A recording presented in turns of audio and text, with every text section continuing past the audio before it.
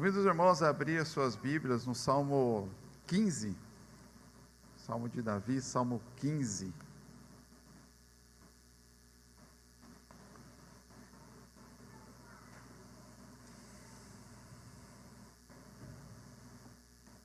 Vamos ler o Salmo inteiro, os 5 versículos.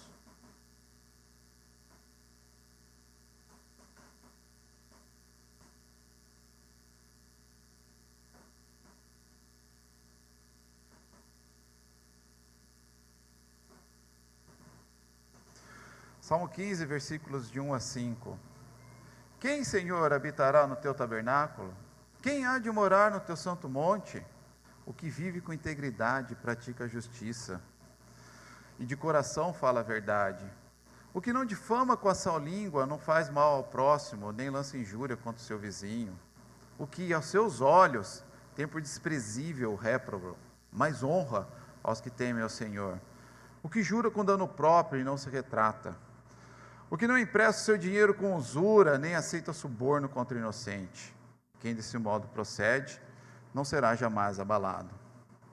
Eterno e poderoso Deus, obrigado pela sua palavra. Te peço, Senhor, abra nossos corações, que a sua palavra possa vir fazer diferença nas nossas vidas. Dê-nos sabedoria para entendê-la, que o seu Espírito que a inspirou, nos ensine e que ela seja uma realidade nas nossas vidas, Pai. Em nome de Jesus. Amém. Esse salmo, entende-se, não se tem muita certeza, que Davi escreveu esse salmo logo após o episódio de tentar trazer a arca para Jerusalém. Davi, ele foi reconhecido como rei, a gente vê isso em 2 Samuel 5, e ele, logo que é reconhecido como rei, ele conquista Jerusalém e leva a capital do reino para Jerusalém.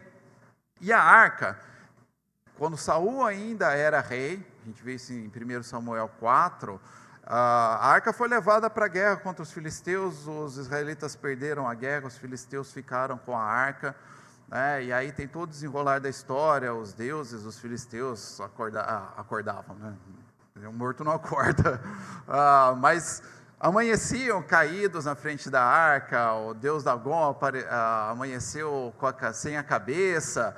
Os filisteus ficaram com medo da arca, colocaram num carro de boi e mandaram de volta para Israel. E a arca ficou na casa de Abinadab por muito tempo. E aí Davi resolve trazer a arca para onde? A capital do reino, Ele quer que a arca do Senhor, que representava o Senhor, estivesse ali no tabernáculo, no Monte Sião, em Jerusalém.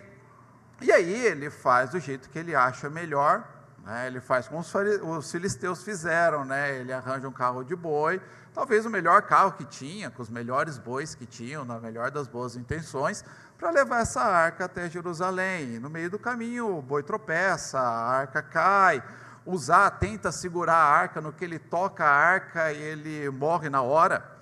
E Davi fica muito chateado com essa situação, e talvez essa situação tenha acendido um alerta ali em Davi, tenha feito ele enxergar que a gente não adora a Deus do jeito que a gente acha que tem que ser, a gente se achega a Deus, a gente adora a Deus da forma que Ele quer ser adorado. Saul passou por isso também, Saul, Deus mandou ele invadir o reino dos amalequitas e matar todo mundo, matar o rei, matar todos os habitantes, matar todos os animais, e ele trouxe o rei vivo e trouxe os animais também, os melhores animais. Aí Samuel chegou para ele e falou: mas Saul, não era para matar todo mundo? E aí Saul falou: não, mas eu trouxe para oferecer para Deus. E aí Samuel fala para ele, 1 Samuel 15, 22, porém Samuel disse: tem porventura o Senhor tanto prazer em holocaustos e sacrifícios, quanto em que se obedeça a sua palavra? Eis que obedecer é melhor do que o sacrificar, e o atender melhor do que a gordura de carneiros. Não é do jeito que você quer, Saul, é do jeito dele. Ele que está sendo adorado, ele escolhe como ele quer ser adorado. Os fariseus também cometiam esse erro, eles cumpriam lá as regras, as leis que eles inventavam também, com sinceridade. Acredito que eles faziam isso achando que estavam agradando a Deus, E aí Mateus 12, 7, a gente vê lá o episódio quando os fariseus, eles condenam os discípulos por colherem milho no sábado, porque eles estavam com fome. Aí Jesus retruca eles, e cita Oséias 6,6, né? Ele fala: mas se vós soubesseis o que significa misericórdia quero e não holocaustos, não terias condenado os inocentes, né? Se vocês soubessem como adorar, né? Não adorassem do jeito de vocês estariam fazendo certo, né?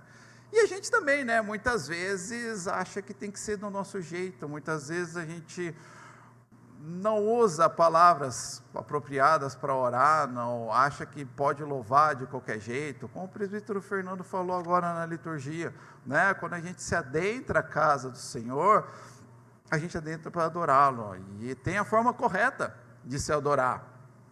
Eclesiastes 5,1 fala: guarda o pé quando entrares na casa de Deus, chegar-se para ouvir é melhor do que oferecer sacrifícios de tolos, porque não sabem que fazem mal. Então a gente precisa sim estudar a palavra, conhecer o nosso Deus e saber o que lhe agrada, para saber como adorá-lo. Com essa ideia, provavelmente, é que Davi escreveu esse salmo, né? Eu quero estar na presença do Senhor, eu quero adorá-lo, mas eu quero saber como que eu vou me apresentar diante desse Deus que é santo, santo, santo, né? Essa é a primeira pergunta que ele faz. Quem, Senhor, habitará no teu tabernáculo? O tabernáculo representava a presença de Deus no meio do povo. A gente vê isso em Êxodo 25:8, né? Deus falando para Moisés: e me farão um santuário para que eu possa habitar no meio deles. Esse era o tabernáculo. Quem há de morar no teu santo monte? O santo monte é o Monte Sião, onde foi determinado que seria o local de culto a Deus, né? É o mesmo monte que a mulher samaritana contestou a Jesus, no Senhor Jesus, né? A gente adora nesse monte, os judeus adoram no outro monte. Ela estava se referindo ao Monte Sião, onde a adoração era feita lá em Jerusalém. O que Davi está falando é: como que eu posso entrar na tua presença? E mais, né? Ele fala: quem, Senhor, habitará no teu tabernáculo? Eu não quero só entrar na tua presença, eu quero estar o tempo todo na tua presença, eu quero estar o tempo todo te louvando, estar o tempo todo aprendendo do Senhor, estar o tempo todo glorificando o Senhor. Eu quero ter uma intimidade com o Senhor, mais ou menos o que o salmista lá no Salmo 84 descreve. Eu vou ler só os 2 primeiros versículos, que já dá para dar uma boa ideia do que ele quer dizer. Quão amáveis são os seus tabernáculos, Senhor dos exércitos! A minha alma suspira e desfalece pelos atos do Senhor. O meu coração e a minha carne exultam pelo Deus vivo. É com esse sentimento que ele quer estar na presença do Senhor. Mas ele teme o Senhor, porque ele é pecador e Deus é santo, santo, santo. Quem pode estar nessa presença tão santa? Ele começa o salmo com essa questão, e Deus responde para ele. A gente entende que os salmos foram inspirados por Deus, foi o Espírito Santo que guiou Davi ao escrever esse salmo, então essa resposta veio do próprio Deus. E ele começa respondendo: o que vive com integridade pratica a justiça, e de coração fala a verdade. O que é viver com integridade? Viver com integridade é seguir a lei de forma correta, todas as vírgulas e acentos da lei cumpre direitinho, e não só faz o que é certo, como quando ele não faz alguma coisa, ele não faz alguma coisa porque o certo é não fazer, e ele busca que a justiça seja sempre realizada, né? Ele é ativo em procurar que a justiça seja feita, ele é ativo em preservar que a lei seja cumprida. Aí a gente já olha para a gente e já começa a ver, né? Será que a gente pode entrar mesmo na presença do Senhor? O jovem rico achava que podia, né? Mas Jesus mostrou para ele que tinha algumas coisas para consertar. E de coração fala a verdade é a palavra do Senhor, né? O Senhor Jesus lá em Mateus 12:34 fala: porque a boca fala do que está cheio o coração. Nosso coração está cheio da palavra de Deus. A gente fala, a gente conversa entre nós, como Paulo orienta lá em Efésios 5, 19 e 20, falando entre vós com salmos, entoando e louvando de coração ao Senhor com hinos e cânticos espirituais. Dando sempre graças por tudo ao nosso Deus e Pai, em nome do nosso Senhor Jesus Cristo. É isso que sempre sai da nossa boca? Ou o que está no nosso coração é o problema do trabalho, a intriga com o vizinho, é a vida do outro, é o problema pensando nas coisas, como é que eu vou resolver as coisas amanhã? O que está ali dentro do nosso coração? O que a gente cultiva dentro do nosso coração? Vamos tentar mais um, vamos tentar. Talvez alguém ache que passou, né? Mas aí eu acho que a gente já perdeu no primeiro. Mas vamos lá, versículo 3: o que não difama com sua língua não faz mal ao próximo, nem lança injúria contra o seu vizinho. Aqui ele está falando do modo correto de usar a língua, o modo correto de usar as palavras. A gente encontra aqui o que se chama de paralelismo, tem muito na poesia hebraica. Ele fala uma coisa com uma palavra, e depois ele fala a mesma coisa com outras palavras. Mesma coisa que aconteceu aqui no versículo 1, né? Tabernáculo e o monte do Senhor significam a mesma coisa, estar na presença do Senhor. E o paralelismo está aqui, o que não difama com a sua língua, nem lança injúria contra o seu vizinho. É a mesma ideia, com palavras diferentes. E o não faz mal ao próximo está entre essas duas frases. Então a gente entende que esse não faz mal ao próximo está relacionado também com a forma como você fala, como você lida com a palavra com o seu próximo. Não difamar com a língua é não falar mal, é não criar intrigas, é não fazer fofoca, é aquele que não espalha boatos. E esse homem que vive íntegro, que já é um outro exemplo de que ele não faz, porque o certo é não fazer, ele não só não fala, como ele também não passa para frente coisas que vão difamar o seu próximo. E ele ainda exorta o fofoqueiro, ele exorta aquele que está manchando a honra da outra pessoa. Em Provérbios 22:1, a gente lê que mais vale o bom nome do que muitas riquezas. O ser estimado é melhor do que a prata e ouro. Quando a gente fala mal de alguém, quando a gente passa alguma informação que vai ferir a honra dessa pessoa, você está pegando tua bota suja e pisando em cima da honra dessa pessoa. Você está pisando numa das coisas mais valiosas que ela tem, que vale mais que muitas riquezas, melhor do que prata e ouro. O verdadeiro adorador, ele controla a sua língua dessa forma. E ele não faz mal ao próximo também com a sua língua, ele não tem a violência verbal, ele não insulta, ele não humilha pessoas com as suas palavras. E aí? Será que a gente está passando no teste? Quem nunca contou uma historinha de alguém? Não, eu só estou analisando o fato, eu não estou falando mal, eu só estou tentando analisar o que ele fez, a gente só está discutindo um caso, sei. Versículo 4: o que aos seus olhos tem por desprezível o réprobo? Quem que é o réprobo? O réprobo é aquele que não honra a Deus, é aquele que não dá glória a Deus, é aquele que não aceita a palavra de Deus, é aquele que não se submete à lei de Deus. Ele tem por desprezível, mas esse tem por desprezível não quer dizer que ele vira a cara, levanta o nariz e passa. Isso é farisaísmo. Ele convive com essa pessoa, ele trabalha com essa pessoa, ele até ora para essa pessoa, convida essa pessoa para vir na igreja. Agora ele não tem comunhão com essa pessoa, ele não tem prazer de estar ali sentado com ele, tendo comunhão, ele não convida essa pessoa para dentro da casa dele, para ficar convivendo com a família dele, com os filhos dele, ele não tem prazer com esse tipo de comportamento. Ele não se assenta na roda dos escarnecedores. O réprobo é o que está lá na roda dos escarnecedores. Mas ele honra aos que temem ao Senhor. O prazer dele é ter comunhão com aqueles que meditam na lei do Senhor dia e noite, porque ele também medita na lei do Senhor dia e noite. Ele tem prazer de estar próximo daqueles que dão glória a Deus, próximo daqueles que falam entre eles com salmos, entoando e louvando de coração ao Senhor com hinos e cânticos espirituais, próximos daqueles que têm a verdade no coração, que dão sempre graças por todo o nosso Deus e Pai, em nome do nosso Senhor Jesus Cristo. Você vê que a coisa está ligada, né? Não respondeu a letra A, não conseguiu responder a letra B também, né? Errou a primeira, errou a segunda.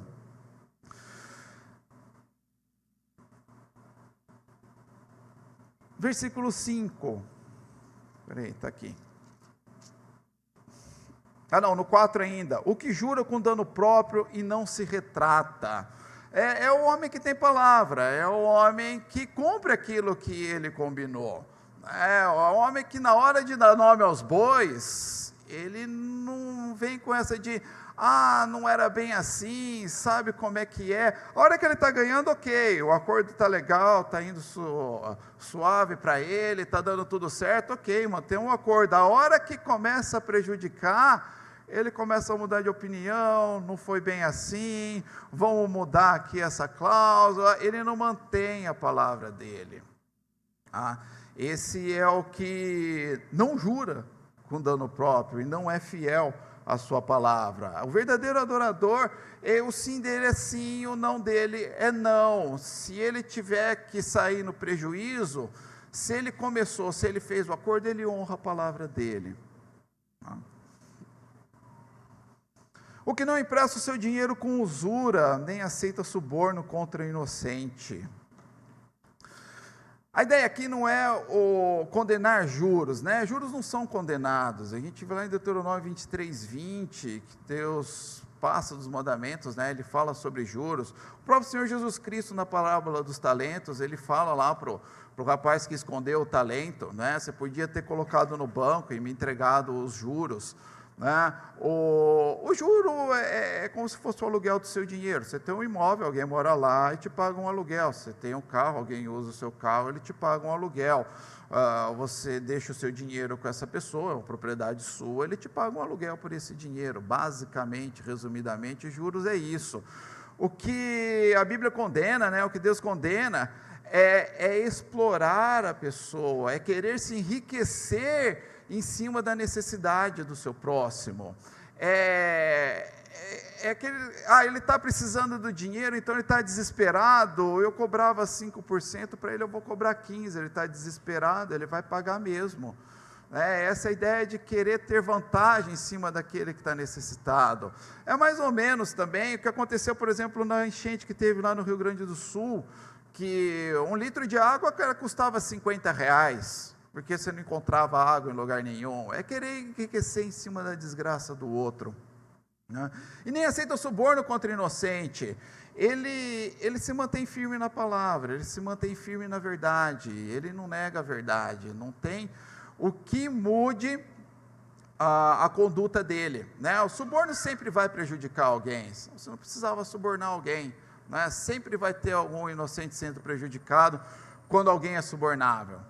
Esse verdadeiro adorador, ele é incorruptível, ele não se corrompe por qualquer coisa, né? Ele não se vende por qualquer coisa. E quantas vezes a gente tem negado o evangelho por coisas muito pouco valor, né? De bem muito pouco valor.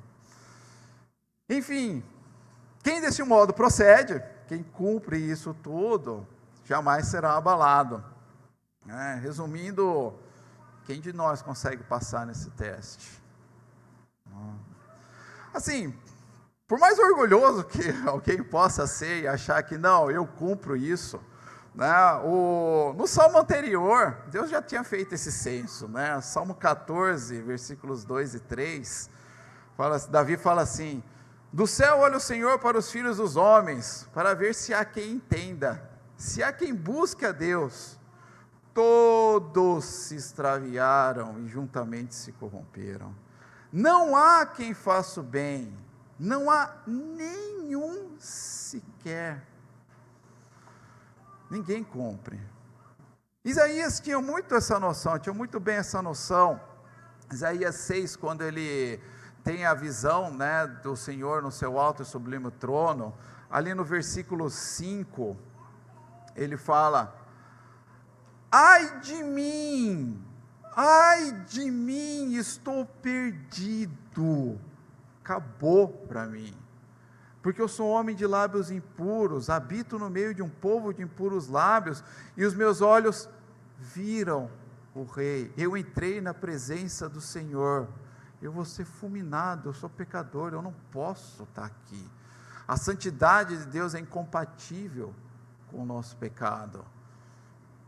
Mas e aí, o céu vai ficar vazio? Se a gente for para Apocalipse 7, versículo 9, João retratando, descrevendo a visão que ele teve, né, ele coloca assim: depois dessas coisas, vi, e eis que grande multidão que ninguém podia enumerar, era gente, de todas as nações, tribos, povos e línguas, em pé diante do trono e diante do Cordeiro, vestidos de vestiduras brancas, com palmas nas mãos. E como é que esse povo chegou lá? Ninguém cumpre. Salmo 14, não tem ninguém que faça o bem.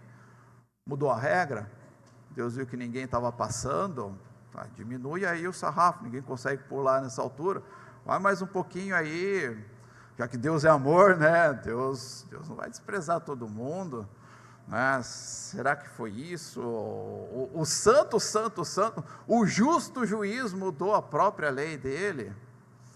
Como é que esse povo chegou lá?